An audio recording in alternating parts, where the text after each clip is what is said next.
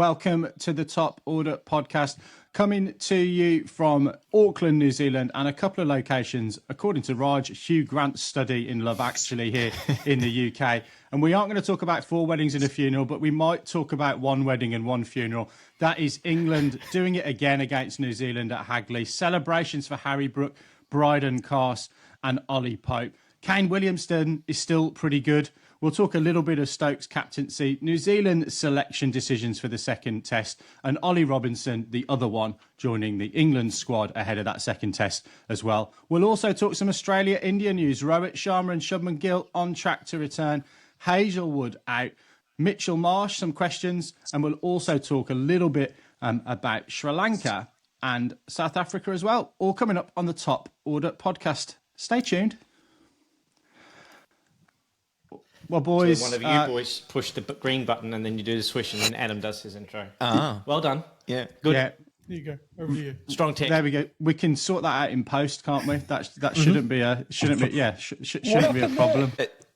We just need Baldy on this end, really. That's what we've decided. Baldy needs to be much closer to the roadcaster. We tested it out last week with me standing here and trying to press buttons, and now we've got Baldy. So yeah, we just need to make that change, right? Okay, and other audio interfaces are available, we should say, as well. But let's, look, guys, relatively upbeat intro from me for once at 7:30 a.m. here in the UK. But we've had, I think, a cracking sort of event down in Hagley, an absolutely packed house. We were there last year, weren't we, for the New Zealand-Australia fixture at the same ground, and it was busy. It was busy then. It looked busier, I think, for this game. They'd squeezed a few more people onto those grass banks. It looked like on the TV. My main question is, how did Christchurch bars cope? Because it was pretty busy last time round. The Barmy Army would have hit Christchurch pretty hard, but obviously we'll also talk a little bit about the cricket. So I think we always go to the winners first on this podcast, don't we, to give them the chance to have a say. We've got someone resplendent. We are now a cricket fan podcast by the looks of it. We've got Jamie from Logie Barogie sitting in the corner, and Jamie, you've won a competition to come on a New England shirt and talk about how good England were. But yeah, your thoughts on this victory for England? Yeah, I think I misread the memo in clearly coming on. I thought this was a fan podcast, but I think a week on from our initial discussion, it's clearly an excellent win for England. I think some really standout performances. Obviously, Brydon Carse, Bethell, Stokes, and obviously the brilliance of Brook as well. And I think we'll get into a little bit around that perhaps later on, but. Fantastic performance, really. But also, I think, notwithstanding, can't overlook, New Zealand, 8 drop catches. Be interesting to get the sort of New Zealand perspective on that as to kind of how that may have occurred or what's gone on there. Because I guess, you take 8 catches, that probably fundamentally shifts the pendulum in your favour, and maybe there's a different outcome. So, obviously delighted, hence the fan attire this morning. So, yeah. Do we want to get into that now? Because I hate to sort of, go into the negativity, but I mean, that is where we go from a New Zealand point of view, those 8 catches. I mean, you saw us just drop the ball with the button pushing. I mean, that was essentially, a microcosm of New Zealand's performance, if we want to be, poetic about it. I mean, honestly, it was so frustrating from a New Zealand point of view. You sort of think about, I guess we try and, I suppose we try and pride ourselves on being an analytical podcast. We try and figure out where things have gone wrong. All I can do is think about those 8 catches and just think, like, we catch those, we catch the first few of those because, they had England 77. They could have had them 77 for 5. Even that second chance would have been 120 for 5. I think we're talking about a completely different game, aren't we, Raj?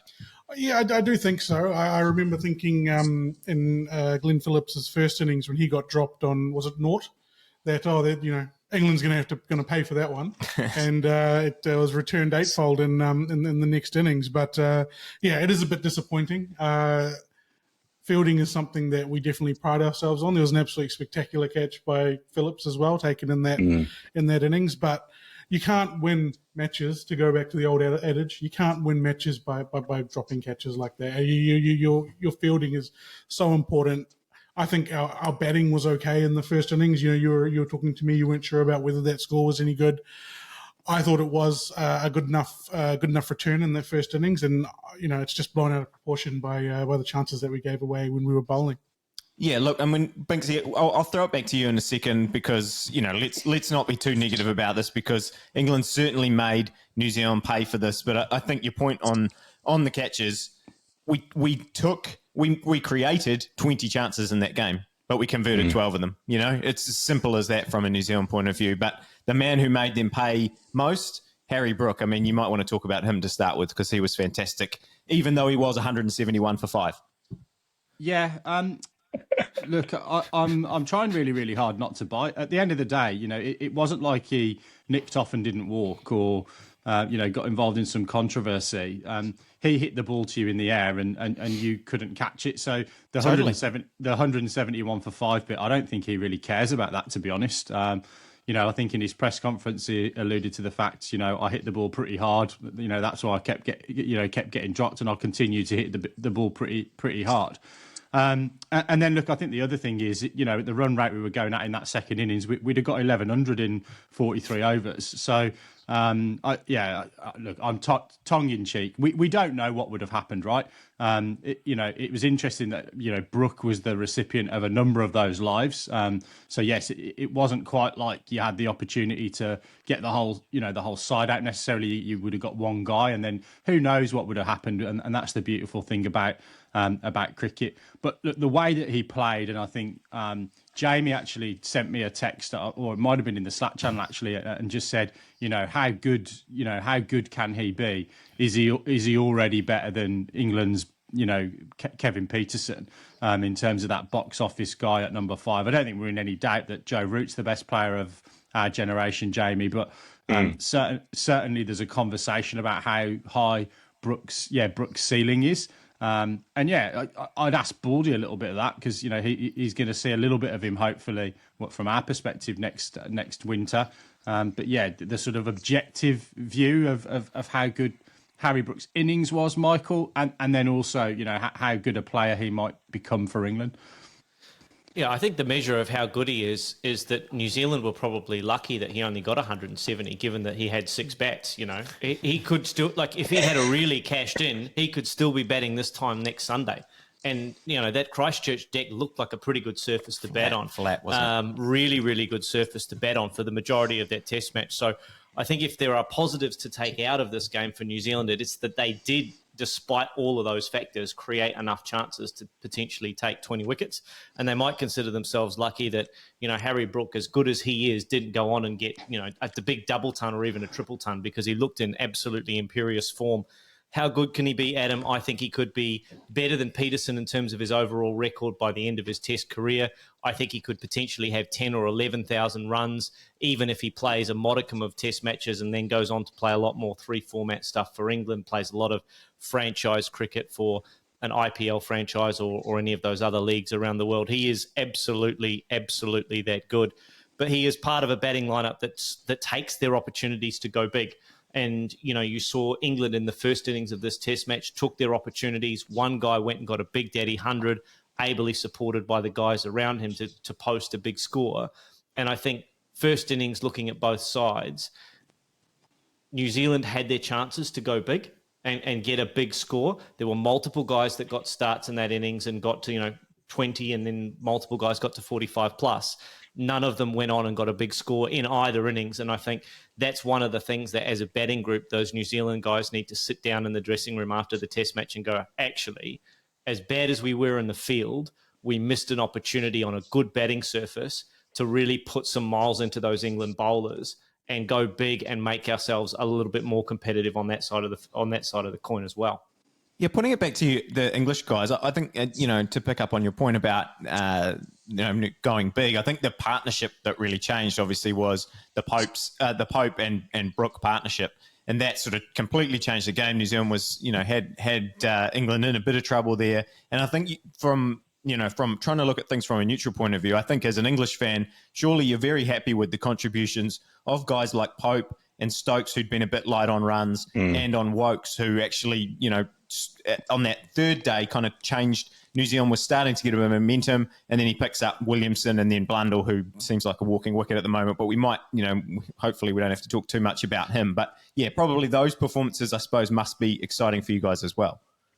Yeah, absolutely. And I think, it is interesting as well to sort of see a bit of a gear change in terms of maybe how some of the England or how England had perhaps approached some of this. I think I kind of think of this is this Bazball version 2.0. It feels a little bit like there's an evolution here of that approach. If we look at Stokes, he's not going at a runner ball. I think he's got 80 off, well in excess of 130 balls, 140 balls. So, probably playing a little bit more to the conditions, but also as well, maybe they've reflected and kind of gone, yeah, actually, at times we can't go hell for leather. We do have to sort of rein it in a little bit. And I think, yeah, definitely good to see contributions from Pope and Stokes. As you say, last week we were talking about, Pope maybe dropping down the order because of the wicket-keeper role, and maybe that has just taken him out of the firing line a little bit.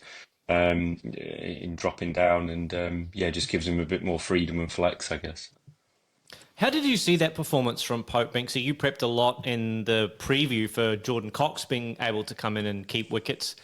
We've talked a lot about keeping in the sort of not quite carousel of England keepers over the last 2 years or so, but there's been quite a few go through. You think about Bairstow, Foakes, Jamie Smith, Ollie Pope. There's 4 that I've mentioned. I'm sure there's another one. How did you see Ollie Pope's performance, both with the bat sliding down to number 6 and also with the gloves in this Test match? Yeah, I mean, the gloves is an easy one. He didn't really put a foot or a glove wrong. And, I think we said that, or I said that last week, that he was going to be stood back a hell of a lot. Okay, Shub Bashir bowled a few overs. But, yeah, I think he took the nicks that were offered to him. He looked pretty tidy, and I don't think that was going to be an issue. And I think like a lot of these guys that keep wicket a little bit and that we often sort of criticise, some of them have got a pair of gloves in their bag and do it as an extra string to their bow. Ollie Pope kept wicket for Surrey through the age groups. He was a wicket keeper as a young man, and he's still a young man. So whilst he's obviously not going to keep wicket, particularly at Surrey, because he's behind Ben Foakes and Jamie Smith now, probably, and Rory Burns, who's kept a little bit, but I know that would please Raj. So yeah, from a gloves perspective, I don't think there was an issue. What'll be really interesting is where they go in the next game with Ollie Robinson, the keeper, flying in, and maybe we'll talk about that a little bit later on. From a batting perspective, though, I think it's really tough to tell off one innings, right? And I think one of the things is we've said throughout the course of the last, year, 18 months, and I'd be really interested to get Jamie's view on this as well. He's come out and we've said frenetic, or like a cat on a hot tin roof, or, a number of euphemisms for that. And he kind of did almost the same, but at number 6, it feels a little bit different to being busy and looking to sort of counterpunch than at 3, where actually that might not be the way to go. And I think what we've also just got to say is, if we rewind, and I don't know when he made his debut exactly, but let's say 4 or 5 years ago, I remember the conversation then, which was he'd never batted higher than 5 or 6 for his county, and yet he was coming into bat number 3. And certainly his record at Surrey has been batting at 4 and 5 for Surrey. I wonder whether they've found a spot for him. It creates a problem a little bit up the order, and the change that I'm alluding to is we probably know that Jamie Smith's going to play the Ashes at this stage. I wonder whether we learn a little bit more in the next 2 games from keeping Ollie Pope at 6. We haven't yet identified who our spare batter is. We've had Dan Lawrence in the squad. We've now got Jacob Bethell in the squad. We would have had Jordan Cox as the spare batter ostensibly, but he was going to keep in this. would it be better for us to see another 2 tests of Jacob Bethell, understand whether he's the spare batter that we go with to the Ashes, and leave Pope where he is? And if Bethell passes that audition, you might have also settled where Pope bats a little bit longer term. So I know that's a long answer to a question as to how well he played. He played well, but I think it's actually more about whether or not that's where he's going to play weller.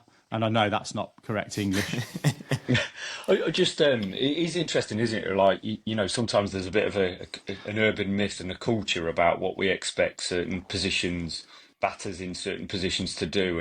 And I guess historically, the number 3 has kind of been, a position whereby, you'd play a certain way, you'd probably be technically very strong and probably not look to be as frenetic, because arguably you could be opening the innings if you lose that early wicket. And I think, with the approach that Pope has taken, it's probably slightly unorthodox to a typical number 3, I guess. And therefore, he's kind of damned if he does and damned if he doesn't. If he scores runs playing that way at 3, it's great. It's a great way of approaching it. If he doesn't, he needs to be more conservative. And maybe at 6, it just gives him that freedom where, well, actually at 6, it's okay to be busy because you're not always going to be facing the new ball, and the game is either gone or you're on the front foot. So maybe there's a bit of that kind of stereotyping that goes on around certain positions. And I think, it's getting better, isn't it, in Test cricket and international cricket? But I think we still have that. Or a 3 should look like this, or an opener should look like that, But I don't know what you think on that. I'm still curious to get the New Zealand perspective on why you drop 8 catches, but we'll come back to that in a bit. So, Can I ask you a question, Stu? In hindsight, I know you'll be pleased that we kept England in check in their second innings, but in that first innings, the sort of makeup of the bowling lineup that we had, the effectiveness of our part-time spinners versus the effectiveness of Bashir. I know the wickets he took were not necessarily test kind of wickets, but he still had a role to play. In hindsight, are you happy with what we went with the bowling department and how we sort of executed on any plans that we had? Yeah, I don't think there's any fault of of the bowlers. I thought we bowled actually really, really much better than England did on day one. I don't think I'm sure we'll talk a bit more about Brydon Carse because I thought he was very, very impressive in this test. Just quickly on him, someone I hadn't watched ball by ball of him in Pakistan, but was impressed by the highlights. Watching ball by ball, I think I was even more impressed by what he did in this test. But aside from him, I thought Woakes and Atkinson were, a little bit loose on day one. And the New Zealand bowlers, Henry, Southey in particular, I thought that opening spell was really, really testing. I think that's the most threatening Southey has looked for quite a long time. Henry, super bowler. We talk a lot about him. Mm. And then I think Will O'Rourke and Nathan Smith backed them up really well. So, I don't think that, I guess the other option was to play Santner. I don't think that was... Yeah, I don't have any concerns with the way they set up. I think now the question is going to be, what do they do next time? Because, the talk is that the basin obviously turns and a bit more, in recent years.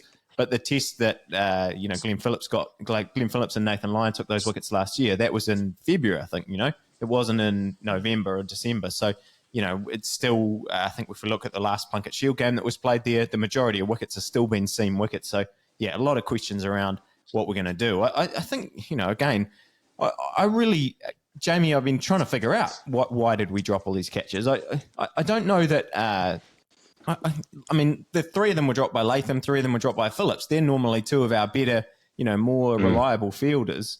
And so I don't know if there's one thing. I think probably the thing that maybe we overlooked when we talked about all the confidence stuff last week is I think that the team confidence should have been at an all-time high. And players like Mitchell Santner and Will Young and Ajaz Patel, all these guys who really contributed strongly to those performances, weren't there. But I think the individual performance confidence for a lot of those guys, Conway, Latham, Blundell especially, Southey, a lot of those individually we're probably going, we're still kind of searching things a bit here. And I don't know. Do you think that plays into it, Raj?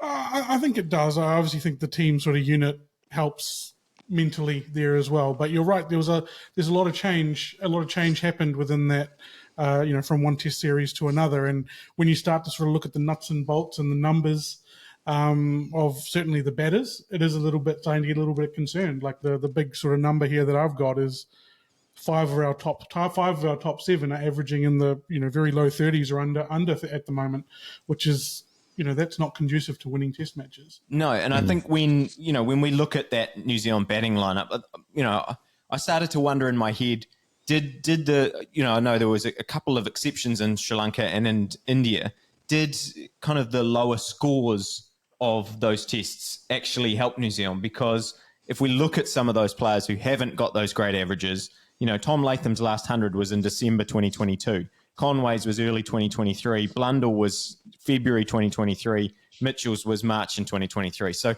there's 4 of your top 6 that haven't scored 100 for 18 months. That's a big problem. And we touched on that last week. But Baldy, when you said it before, there was a lot of two-digit scores in that first innings for New Zealand, and I think that theme continued.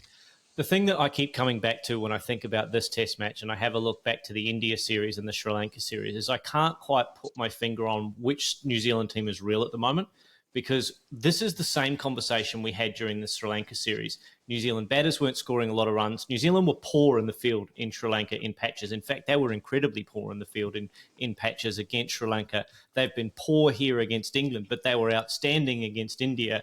So I think there is something in this New Zealand setup that they need to sort out. Like, they need to find some consistency in their performances, because when they are good, they are quite literally world beaters. But then they put in a performance like this, and you look up and down and you go, well, actually, there are some real question marks around this cricket side. And it's the same conversation that we had after the Australia loss to India. It's not quite that bad, so everyone can calm down a little bit. And it's easy to overreact to a loss as it is a win.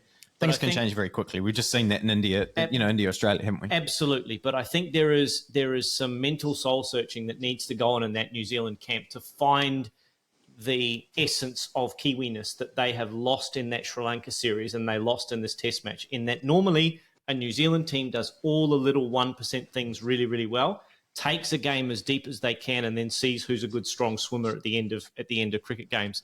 They have not managed to do that against Sri Lanka. They did not do that here, and they're going to need to find that when they go to the basin. Well, I'm sure we're going to get. Well, before we get to selection, can I? I know we're kind of bouncing around a bit, but I would love to get the English opinion on Brydon Carse, because going into this series, he was probably someone who he'd equipped himself really well in Pakistan, but he had to prove himself, I suppose, because there's other guys on the wing, waiting in the wings like Jofra and Mark Wood and guys that people, I suppose, are hoping might be fit for some upcoming series. But I thought he did a super job. So, yeah, floor's over to you guys. Yeah. Well, look, I think Jamie's going to be proud of me, because I'm going to have remembered something of his teachings. We've heard, Ben Stokes talk a lot about Brydon Carse over the last 18 months. I believe, Jamie, that's called an affinity bias. He's a Durham lad.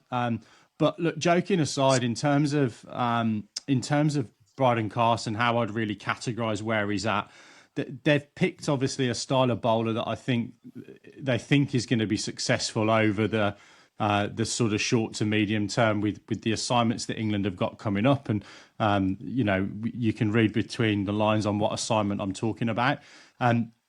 Kane Williamson said after, I think, the first day's play, the old cliche, he bowls a heavy ball. And I think you then contrast that, he was like the sort of orthopedic surgeon.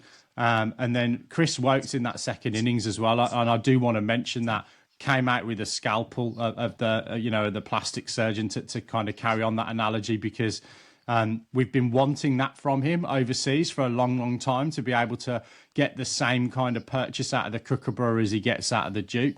And I think that, they complemented each other really well with Gus Atkinson as well. But the other thing about Brydon Carse that I really liked, and I'm not glossing over the fact that, he's got his debut or maiden fifer, is he offers runs. He could be a pretty decent, I think, a better batting option than Woakes has been throughout the course of his career. For example, I think he's probably got a 7.5 ceiling in terms of where he might end up being able to bat. And when you combine that with Gus Atkinson, who we saw obviously get 100 in the summer, and a contribution in this game as well, that gives us something, and that, you know, that is runs from that, from that engine room. And then look, I just wanted to pick up on one point you made around the catches. England, you know, and this is not trying to say England are brilliant. They're not. They've won a Test match, and I think on reflection, we're going to need to get used to this as England fans. You know, it's either going to be, you know, we're walking out of Monaco casino with a pile of chips, or we're not. That's the way that we're playing cricket at the moment. And you know, I think me and Jamie are on the Bazball train from that perspective. But the pressure that they put on the opposition, I think that might talk to a little bit why Tom Latham as captain shelled some chances. He's probably having to think a lot harder than a skipper would have typically had to think in Test match cricket. You can kind of sit on your perch at first slip or mid off or short mid wicket where he dropped one of those catches, I think, and kind of you've got some time to kind of think. But the blitzkrieg that was coming from that England batting lineup, and particularly, you know, the way that Stokes and Brook up to gear on that, would it have been the third morning? I mean, it probably sort of says, yeah, Tim Southee, right time to go, because they really took to him, didn't they, for a period of time, and sort of said, you know, we're gonna absolutely smash you everywhere. So yeah, Brydon Carse, impressive, and again the bowlers across this whole Test match I thought impressive. Strange how we always come back to the batting when you've dropped 8 catches in the field, but yeah, bowling for both sides I don't think the major issue. I think New Zealand would have wanted some more runs in that first innings as well. Yeah, can I just jump in? Oh, go on, mate. Sorry. Jamie, can I just jump in here? Because one, we need to give Shoaib Bashir some credit, and if you and I don't do it, Stu, no one will talk about spin in this Test match. But 4 wickets, including 2 wickets, I think, on day one, just shows that spin can play a part in New Zealand conditions, and I think Shoaib Bashir was excellent. When we talk about Brydon Carse, though, the thing that stood out to me, and I think it's something that his coach and his captain will absolutely love, in that he kept coming in, as Adam said, bowled the heavy ball, hit the wicket hard, did all of those little effort things that you expect from a fast bowler. And I think if you think about back to the Ollie Robinson situation, the bowler, not the keeper batter, the things that were criticised of Ollie Robinson early in his career is he wasn't producing those extra effort moments. So it's got to be particularly pleasing for England fans and for the coaching setup that they've got a guy who's come in Brydon Carse who is giving them all of those little extra effort moments early on in his career, and he fully deserved his 10 for. Over to you, Jamie. Yeah, no, just pick up on that, mate. I really enjoyed his energy. I thought his body language generally was great. You know, just the enthusiasm that, I'm not saying the other players aren't enthusiastic, but I think he just quite overtly, his body language, he was bowling with a smile on his face as well. You know, quite aggressive. Yeah, like it kind of reminded me a little bit of a sort of a Mervyn Hughes, Joe Angel type kind of, you know, body language type thing. Not quite on that cusp, but I did like it. Kind of, you know, in your face a little bit, but equally looked like he was out there having fun. And yeah, I think some of the characteristics he's got, yeah, really probably stand him in good stead for the Ashes. And as well from a confidence perspective, you know, getting a 10 for overseas, you know, is always going to be a good predictor of what we do next, I guess. And picking up just quickly on Binks's point around why the drop catches may occur, I think it's a great point that actually, you know, England have created this lots of what ifs because of the Bazball kind of evolution, whatever we want to call it. But in a captain's mind, it's like it increases the expectation to take catches when they come, because it's like, if I don't, what will happen? Or crikey, Brook will get 170, or we've got Stokes coming in, or so I think it does just ramp up that expectation. And players wouldn't probably say this, but I think subconsciously there is an expectation in you've got to take key moments. Not that you hadn't before, but you really have to now, whilst it's likely to get quite messy for you. Yeah. Just a final point on Brydon Carse as well. I think, you know, let's not get carried away. We saw Gus Atkinson burst onto the scene in the English summer, and by the end of the summer, you know, that intensity and the speeds had dropped a little bit. It is going to be you know, he looks like a fit lad. So, you know, and I think he's had a little bit of time away from the game as well, some sort of betting misdemeanors, I think. So he was out of the game for a little while, and obviously has taken that time to work on that fitness. Be interesting to see if he plays through the course of the next couple of games and can back up that performance and that speeds and that hostility as well. Let's move on though and talk a little bit about New Zealand. Kane Williamson, we talk about injury, has been out for a pretty decent period of time. Lippy, I'm going to please you by knowing that he got 60 odd in his one first class knock for Northern Districts, I think, and then to back that up with double 50s. If that sounds a very American term, it doesn't it? Double 50s. Yeah, he's hit an RBI into the bleachers. But yeah, double 50s in this Test match. How good is he? And then leading on to that, probably for you and Raj, selections for the second Test at the Basin. What changes, if anything, coming off this game at Hagley? I mean, Kane's pretty good. Yeah, we have mentioned him a few times on the 5 years that we've been going. He's a good player, one to watch. Yeah. I think Baldy had him in his book 5 years ago. I wrote down in my summary notes and in my mind after this game, Kane Williamson very rusty in this game, dismissed for the 90s in the 90s for the first time in 6 years, got to 50 twice, didn't go on and get 100. So clearly some work-ons, I think, for Kane Williamson in his game going forward. Ooh. He, you could see though the drives down the ground. I mean, look, I think in a way,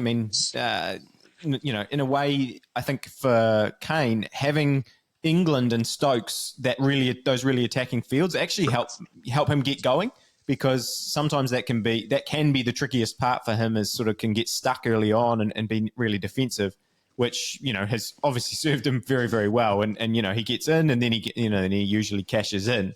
But I think in some ways, the fact that he's able to push it down the ground and get a boundary, really helped. And he scored at a reasonable pace. But yeah, look, he's a fantastic player. But I think him coming back in at number 3 has complicated things a little bit because of Will Young and how well he's performed. And then, you look through our lineup. I mean, Raj, I'm keen to get your thoughts about what do we do, because there are a number of players. I think it was really nice to see Daryl Mitchell. I don't really ever think Daryl Mitchell was in threat. I know that a lot of people have been saying and like I said before, he hasn't scored 100 for 18 months, but I think he's been contributing, and he's out of all those other guys, I think he's the one who's above those in my mind compared to Latham, Conway, Blundell, that sort of group.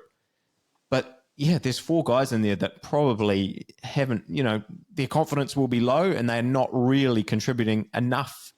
But how do we actually make that change, and can we make that change with the personnel that we have? Yeah, it's an interesting one, because I have been concerned, for a little while now, talking about, I think a lot of our batsmen are batting out of position to where they normally would bat. I'm looking at these 6 or 7 batsmen, including the likes of Will Young. I think that they probably are the best 6 or 7 batsmen in the country. I don't see anyone I would straight away drop and replace them with. So I'm not saying that they need to change, but for me, I think that there needs to be some real thinking about where they bat in the lineup. For example, I've got some examples here. Okay. Phillips keeps running out of partners. Baldy's quite hot on this one. Him coming in so low down the order, I think, just limits his potential. He really is if we're going back to American terminology, a two-way player. He can bat and he can bowl, and he really can score big hundreds if we give him the opportunity to. And I think at the moment there's been a few occasions where he's not had the opportunity to, or had to bat differently because of who was at the other end. Conway at the moment is a great batsman. He's world class, but he's got a massive exposure on outside fourth stump and a hard length. Coming back in, that they just come around the wicket, bowl, into his pads and through the gate. 100%. And Ravindra has excelled opening the batting with the white ball. Different game, I know, but his whole domestic career, he has opened the batting or batted up the order. Maybe there's something that can happen there. I don't know about Latham. I think he's still our best opener at the moment, but and Mitchell needed a score. So there's a whole list of issues there with our batsmen, but I don't think it's a skill thing. This is definitely a confidence thing, and I don't know how to get them back into that confident mindset. Even though we've had these returns, I still don't think I'm going to drop them. The tricky part is, well, for me, the tricky part is that Tom Blundell's the main one that he looks just dreadful. I mean, he's looked for a while now like he can't buy a run, And I think we have to look back to, that England series when he actually was contributing properly with the bat. And in a way, I don't, whether this is because he's not scoring runs, it's leaking into his keeping now. And everyone keeps going, okay, well, why don't we just put Blundell or Latham at 6 and he can keep, or, Conway, but then they're not solutions. They can't, Conway struggles to keep in a T20. And that's not, I don't think that's a mean thing to say. He's not a keeper. He's a makeshift keeper. He can't, it's not fair to ask him to do it in a test match. And then Latham, I can't even really remember, he does it in the one days, but aside from that, I can't remember him doing it for a long, long time. He's now been given the captaincy. Like you said, he's an opener. He's been an opener his whole career in the Test game. So I just don't know what they can do, because I don't really think there's an up and comer necessarily that is ready or has proven that they can do it in the first class game, because we've seen Mitch Hay. We talked about Mitch Hay last year. That was his first season for Canterbury. He then started this season, didn't score any runs in first class cricket, went over to Sri Lanka, got one score. And then, there's a whole bunch of other guys that we can name. Dane Cleaver, Cam Fletcher's barely featured for Auckland. I think that's injury related, so he's not really in the picture at the moment. Tim Seifert's someone who plays in the white ball games, but he doesn't keep for Northern Districts. He's not got a Northern Districts contract. And then there's other guys like Max Chew and a few other guys, but I just don't think there's someone knocking down the door hard enough to say to Blundell, you can't be in the team. And it's a big problem, because we can't be getting nothing from our number 6. And well, he's betting one too high for a start. I think, but I don't think that solves anything. It doesn't solve the problem that he's not scoring runs right now. But you're asking more of him than he can give you, and I think people have been trading on his 100 that he got against Australia and those good performances where he opened the batting, which was a long time ago. And so I think you've got to reset expectations about what he can give you as a player going forward.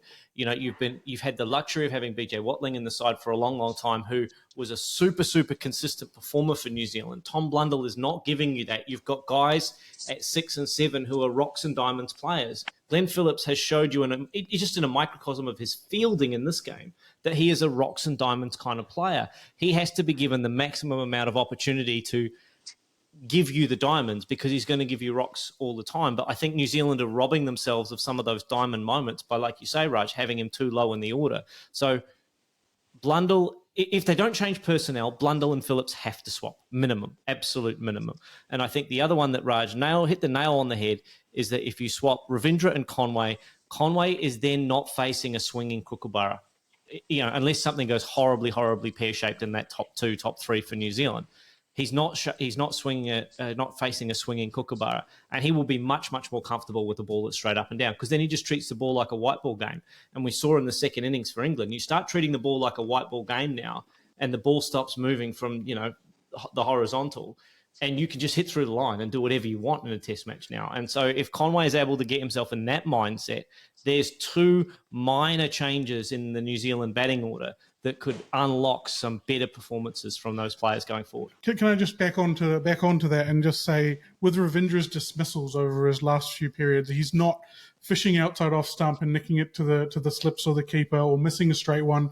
He's been getting out to spinners who have been bowling great deliveries, and then he's been playing horizontal shots or attacking shots. He'll be annoyed with the way he got out in these two dismissals. Out. These are dismissals of someone who, is not necessarily an opening batter. Like, those dismissals won't be there as an opening batter if he was in that mindset, I feel. So I'm just going to back onto that. And I just want, before we throw to the studio in England, bowling, what do you think will change here with Santner into the side? Do you see any change there?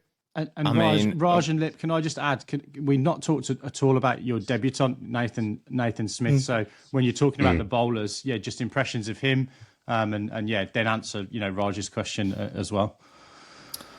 Last thing on the Ravindra Conway, I hate it. I think the only thing that is working in that batting lineup is 3 and 4, and why would you mess with that? But what if you could get 2, 3, and 4 working? Yeah, but what if you don't? What if you lose Ravindra? So anyway, there's Will Young in the mix as well, and that's I think why we're having this conversation, is because everyone wants to get Will Young in after his fantastic performance in India. Does everyone, or is it just you, Stu? Well, you look on New Zealand's social media, and there's a thirst for Will Young now, Binksy. That is mostly driven by you, though. There's multiple accounts. You are New Zealand social media. Other financial advisors are available for Will Young stock. We just have to say. Well, but I mean, on the bowling, because we could have this debate all day about what to do with New Zealand's batting line. But I do think something has to change. They're going to have to figure out what to do, because whatever this order currently is not working. I'm 100% with you on that. And whether it is making a big call and leaving someone like Conway out because you just have to, you think he needs to go back and get into a groove again. Then maybe they do have to make a big call about Young. But again, like we saw Will Young play that role opening in New Zealand against Australia, and it didn't go very well. He averaged 9 in that series. So, him opening in New Zealand is a completely different situation than batting 3 in India, where you're facing spin from the start. It's not, it's apples and oranges if you ask me about what he's got to do. On the bowling, look, I thought for the most part the bowlers did a nice job. They obviously got pasted today. But I don't really like, I don't. England were just trying to smash it. They're playing a T20 game. I don't really give much thought to that, or I'm not worrying about that performance if I'm New Zealand bowling attack. But I think that if you are going to bring Mitchell Santner in again, I think we do need to go and look at that pitch. I don't think it's an automatic. Mitchell Santner comes in because he's into the squad. We have to again remember that Mitchell Santner, before his heroics in India, was a guy who no one thought could take another test wicket in his career because of the way he was bowling. He hadn't bowled especially well in Sri Lanka. He'd been bowled by Glenn Phillips in Sri Lanka. So, his one performance we have to take with a grain of salt there, even though it was fantastic. But I think what's telling about that bowling attack is I think Tim Southee was the 4th out of the seamers. So, Nathan Smith, I thought, did a really nice job. Came in, really nice wicket to get his first one, to get Duckett, wasn't it? I think, and then to get Root, bang was it was Bethell, I think, was the first wicket, and then it was the left-hander, just jagging away, and then to get Root straight away, go bang bang, and then he didn't have much luck after that. He was the one who the catches went down off quite a lot in that first innings. He could have easily picked up a 5 and been a bit of a he could have been the story that we're talking about in this game. So I think he equipped himself really, really well. I think he's certainly going to learn a lot from this game. There's a lot for him to work on in terms of when players go at him, and I think we saw that when he played the white ball stuff in Sri Lanka as well. He didn't necessarily adjust as well as he might like to. That's probably something to think about. But I don't know. I think they've got a big decision to make, because as ridiculous as it is to think about sentiment and all of it's Tim Southee's last game and all that kind of stuff, they can't. Well, they should just pick the best team, right? That's what everybody should do. You should pick your best team who you think is going to perform. But we've got an absolute legend of New Zealand cricket. They didn't do it with Neil Wagner, so maybe they won't do it this time around. But if they left him out in the next test, then you're going to have this massive elephant in the room for that last test, where it's his last test. What if they win that game? Then what do? They can't bring him back in for that game. So I don't know. I think it's tough decisions from a personnel and kind of personal point of view. But I don't think, if you're looking objectively, as much as I thought Southee bowled reasonably well in that first innings, he bowled well in the first spell, and then, like Binksy said, once that ball stops swinging, he's kind of cannon fodder to those English batters if the deck is flat, because he doesn't have the pace of those other guys, and they just come down the wicket and take to him. So it's really, really hard. And you look back at the last couple of years, he just doesn't have the wickets to back it up, as much as he's a legend in New Zealand cricket. So it's a really tough decision, and I don't know what they're going to do. Can I just ask, do you think that there's a net gain? I guess you kind of already answered this. Do you think there's a net gain in our spin department if we play bench Santner, or do you think that Phillips and Ravindra, Williamson, whoever wants to bowl spin, is a good enough solution at this stage? I do think Santner is a better option than Phillips, particularly in New Zealand, because I think Santner can. I'm sure England will go hard at him again, but I don't think Phillips' development as a spinner is as good as it has been, and as good as he was able to do that in those tests in India. I think his weakness is still that he bowls a bad ball. And he bowls a boundary ball more regularly than you want for someone who's going to play a role here in New Zealand. He's not, I think that's what Bashir did really, really nicely is at times, he did bowl a few bad balls to Williamson, but he was able to bowl and build some pressure so that they wanted to try and get at him. Phillips, he didn't do that in this test, and I think he'll struggle to do that going forward. And that's where Santner might be able to give you some sort of control. So yeah, I don't know. And also, Lip, I think, and I know you're the spin expert, but I think from a Santner perspective, the skill set that you sometimes need against this England side is a one-day skill set, and we've seen how good he is in obviously T20 cricket. That might be what you need. You need someone to be attacking the stumps and not letting that sort of that boundary ball, particularly if the guys do go after him, which I think they will. I think that's the way that England will try and play against spin, because I think again. I don't want to project too far forward, but I think that's what they're going to try and do in Australia to Nathan Lyon, aren't they? And that's not a new tactic. That's a tactic against a four-man attack. If you can get the spinner out of it, then the seamers have got to come back for a spell a bit quicker. But yeah, that's the other advantage I see Santner having, and also England. And statistically, Bordy can tell me whether this is right or wrong with a bit of work. Probably we've been terrible against left arm spin for. Probably sort of 5 to 8 years. There you go. I've given you a window as well, Bordy, to go and check. But yeah, we've not been historically great against left arm spin as well. There you go. Has it worked, Bordy? Your little AI cricketing analysis tool. Yeah, results are in England when the ball turns are less successful, generally speaking. But I think that's more in terms of the places that they play and the conditions that they play in, rather than necessarily the opposition that they face. Look, I can't believe we're not saying New Zealand should be playing a spinner.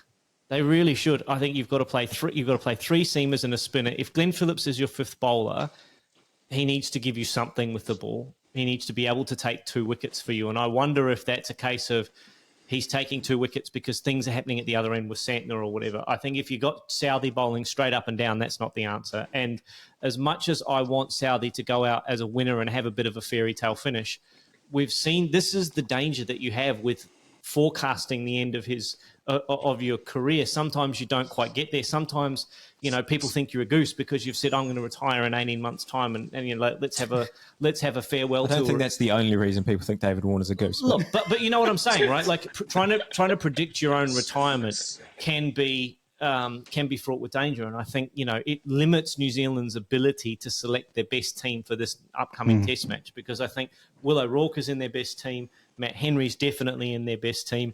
I think Mitchell Santner, in my mind, is in their best team.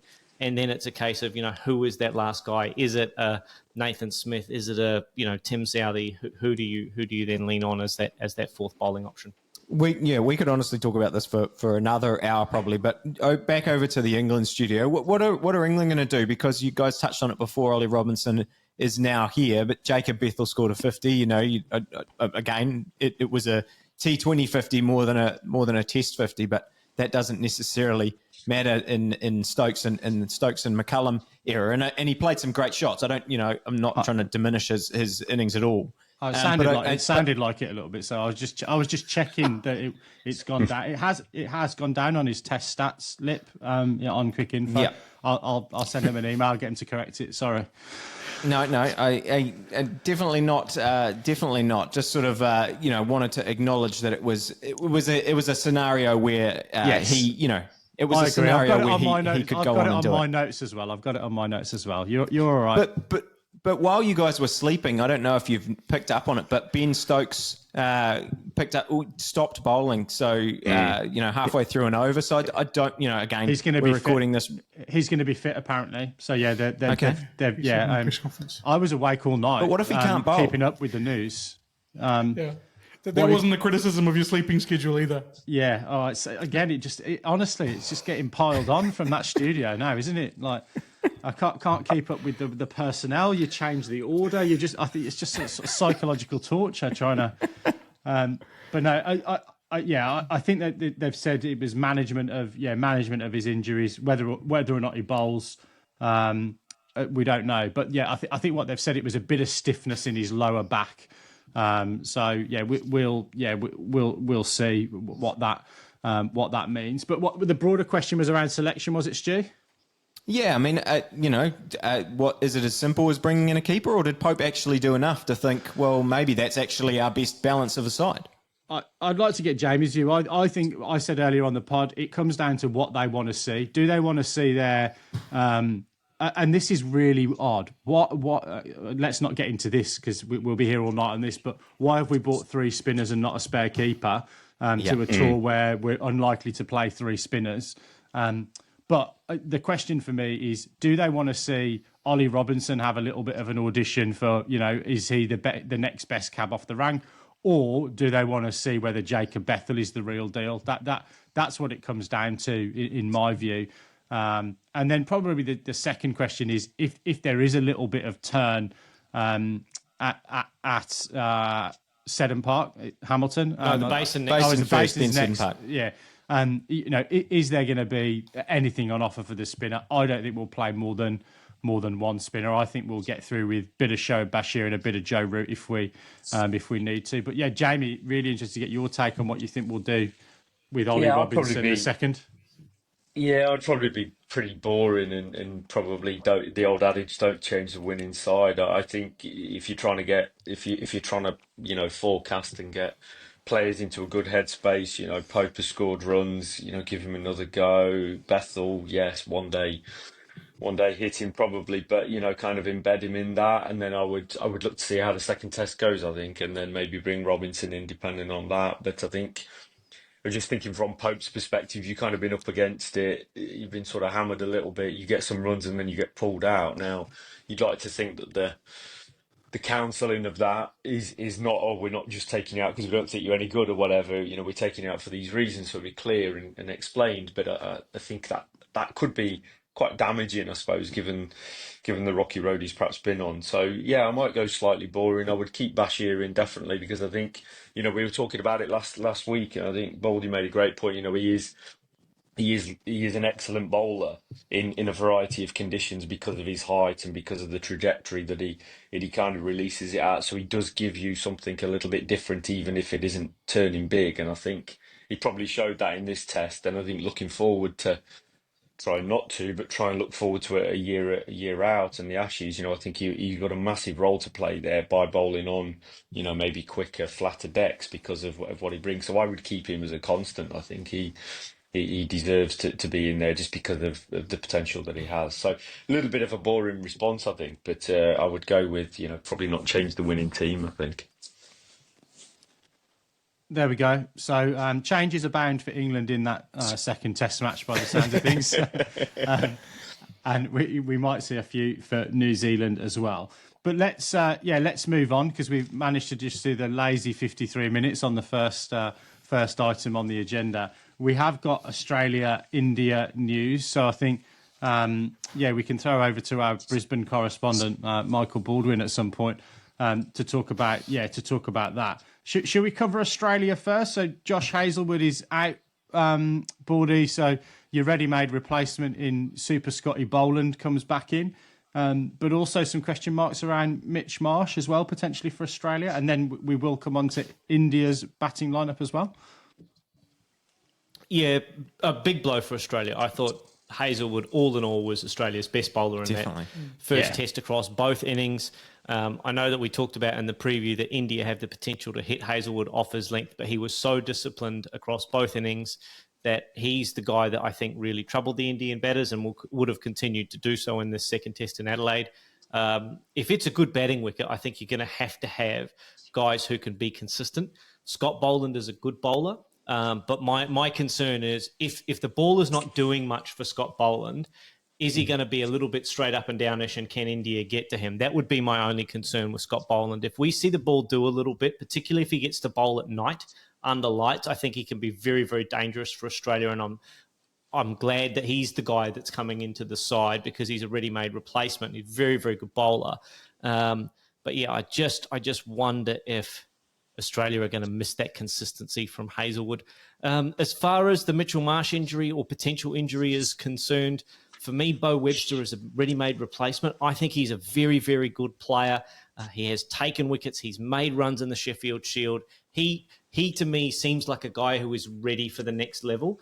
And so if Mitchell Marsh does miss out, I think we're going to see a guy come into the side who's in form, confident player, has all the skills necessary, can bowl a bit of off spin as well if we need a little bit of extra spin. And seam now as well. So he's bowls seam primarily, but he's been an off spinner up until about sort of 4 or 5 years ago. So he is a guy who's going to come into the side at the right time, as opposed to a guy who's coming into the side, on the back of historic form, but not recent form. So yeah, I think he's ready to go.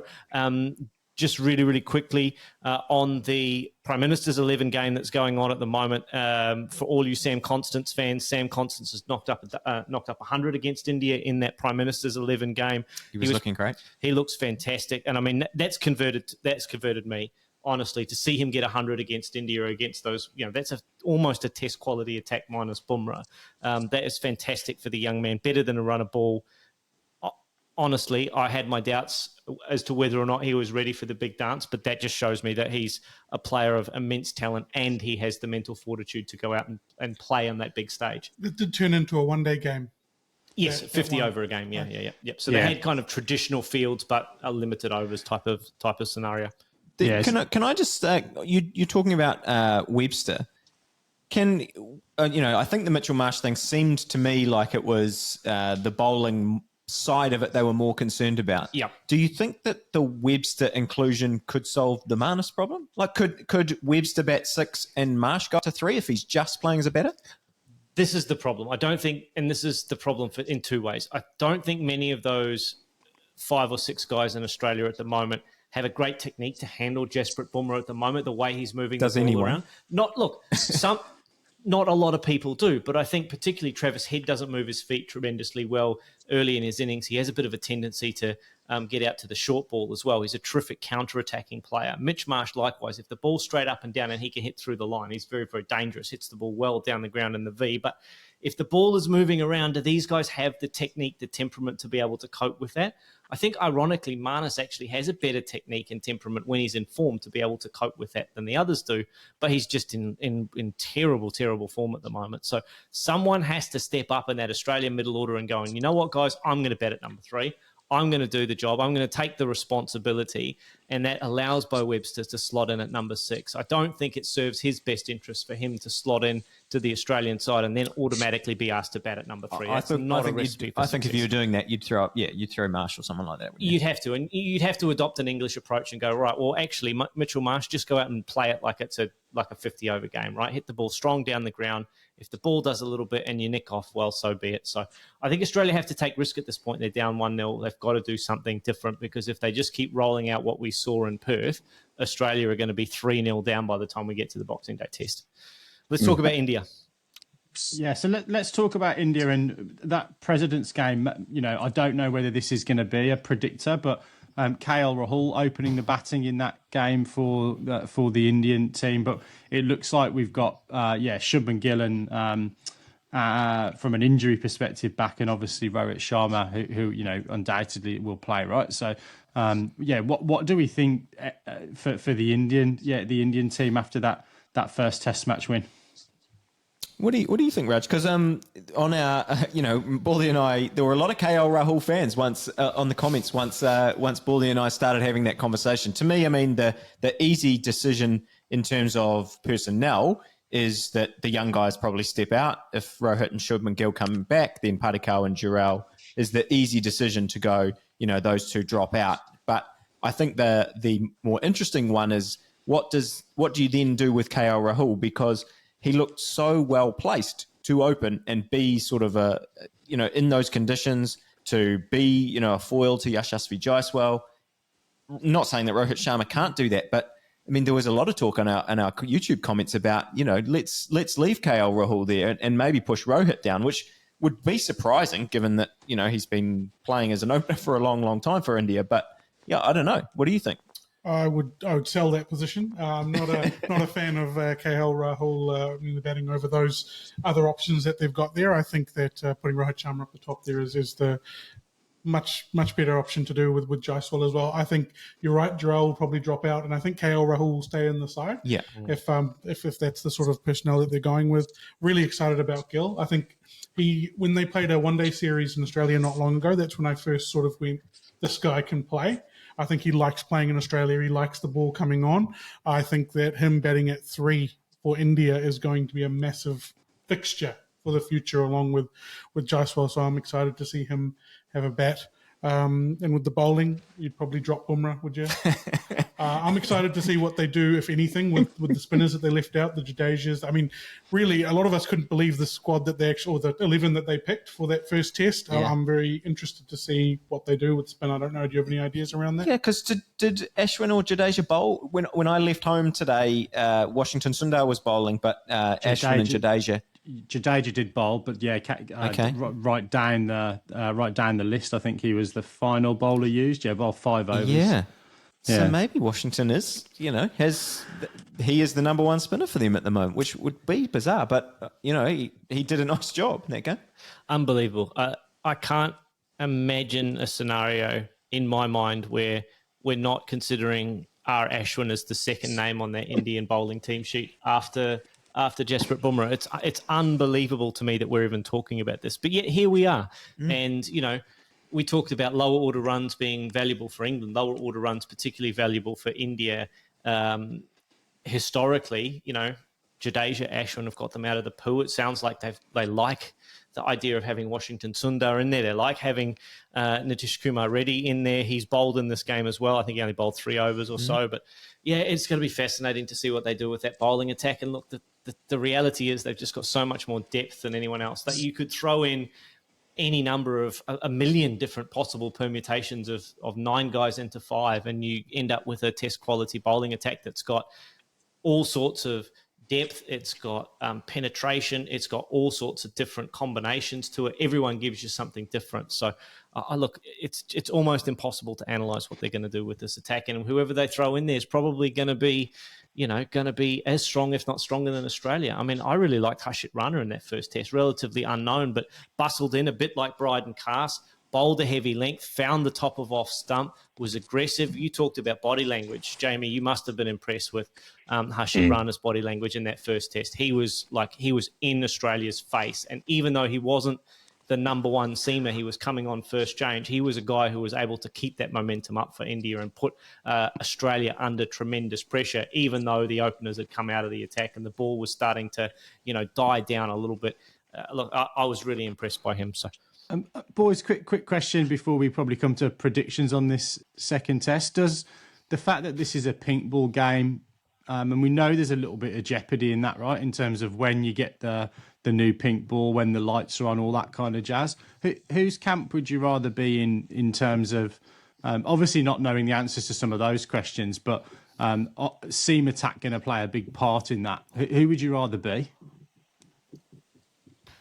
I mean, honestly, I think these pink ball tests, for the most part, they come down to who's bowling at the right times. I honestly don't think that you can necessarily, these two sides, I don't think, again, we talked about it last week, I don't think India turned into a bad side overnight when they played against New Zealand. I don't think Australia has turned into a bad side from one result against India.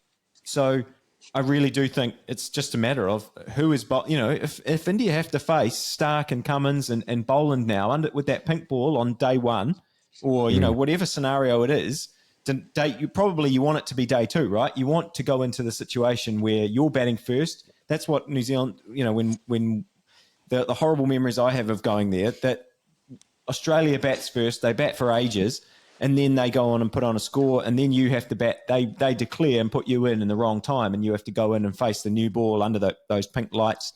If someone can manage to do that, I think either team is well equipped to do that. You lose Hazlewood, but like you said, Boland is well equipped to come in and do that in the right conditions. So, yeah, it's not really necessarily around the personnel for me. It's around who manages the conditions and who manages the timing of the game. if you're asking me who's better positioned to dictate the flow of the game, it's India. Absolutely, isn't it? Really? I was ready to guess Paulie's decision there. Yeah. Look, I think that it's the ball in Australia couldn't bat in the daytime. I don't think they're going to be able to bat in nighttime either. Exactly. But it's whether the Indian batsmen are able to, or they're able to penetrate that Indian armour when they're batting under lights as well. I'm kind of not looking forward to this test in a way, because we're looking to see how quickly we can get each other out, not who's going to score a massive double hundred. Virat Kohli loves batting in Adelaide. I'd love to see plenty of runs scored in this test match, but all we seem to be talking about is how many days are we going to play. You may see that. You just won't see it from both sides, I don't think. There we go. We might be just about done, Binksy. We might be just about done. The lazy hour and 5 minutes, but yeah, we've covered a lot of content and lots of Test cricket coming up, so lots more content on the Will Young fan podcast, the Top Order podcast. So look, we will be with you in your feeds over the course of the next couple of weeks to wrap up those Test matches. Timing has been very fortunate for us to obviously talk about the conclusion of one of these games this week, but we will be back in your feed similar time next week to talk more Test cricket on the Top Order podcast. But for now, it is good night and God bless from the team in Auckland, and bonjour from the team here in Europe. A very fine Sunday morning. We'll see you next week on the Top Order podcast. Good night.